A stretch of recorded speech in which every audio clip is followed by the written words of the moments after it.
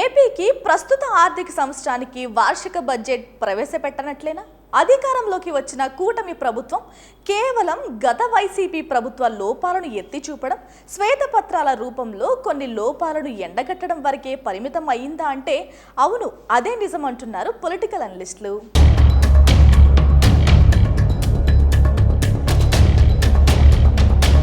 తాజాగా ప్రస్తుత ఆర్థిక సంవత్సరానికి వార్షిక బడ్జెట్ను ప్రవేశపెట్టడం లేదనే వార్తలు పొలిటికల్ సర్కిల్లో చక్కర్లు కొడుతున్నాయి.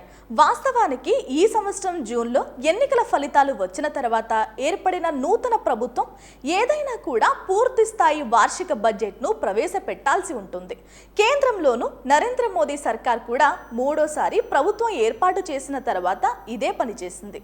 అదేవిధంగా ఏపీతో పాటు అసెంబ్లీ ఎన్నికలు జరిగిన ఒడిశాలోనూ పూర్తి స్థాయి బడ్జెట్ను జూన్, జూలై మధ్య ప్రవేశపెట్టారు. కానీ ఏపీ విషయానికి వస్తే మాత్రం అదేం జరగలేదు.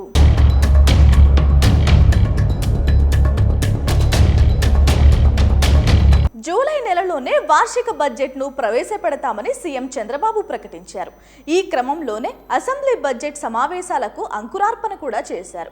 అయితే ఆ సమావేశాలు కేవలం గత వైసీపీ ప్రభుత్వ లోపాలను ఎత్తి చూపడం, శ్వేతపత్రాల రూపంలో కొన్ని లోపాలను ఎండగట్టడం వరకే పరిమితమయ్యింది. అదే సమయంలో రాష్ట్ర ఆర్థిక పరిస్థితి చూస్తే భయం వేస్తోంది అని సీఎం చంద్రబాబు సాక్షాత్తు అసెంబ్లీలోనే వ్యాఖ్యానించారు. ఈ పరిణామాల నేపథ్యంలో ఆర్థిక పరిస్థితిని గాడిలో పెట్టి అక్టోబర్ తొలి వారంలో వార్షిక బడ్జెట్ను ప్రవేశపెట్టబోతున్నట్టు అప్పట్లో ఆర్థిక మంత్రి పయ్యావుల కేశవ్ చెప్పుకొచ్చారు.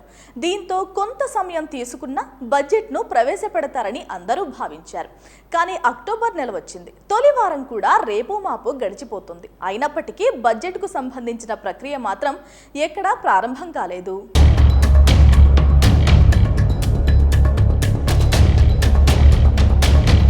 ప్రభుత్వం నుంచి ఉలుకు పలుకు కూడా లేకుండా పోయింది. తాజాగా ఈ విషయంపై ఆర్థిక శాఖ అధికారి ఒకరు మీడియాతో ఆఫ్ ద రికార్డ్ గా మాట్లాడుతూ తమకు ఎలాంటి ప్రతిపాదనలు రాలేదన్నారు. దీంతో ఇక ఏపీకి బడ్జెట్ లేదన్న విషయం స్పష్టమవుతోందని పలువురు రాజకీయ పండితులు అంటున్నారు.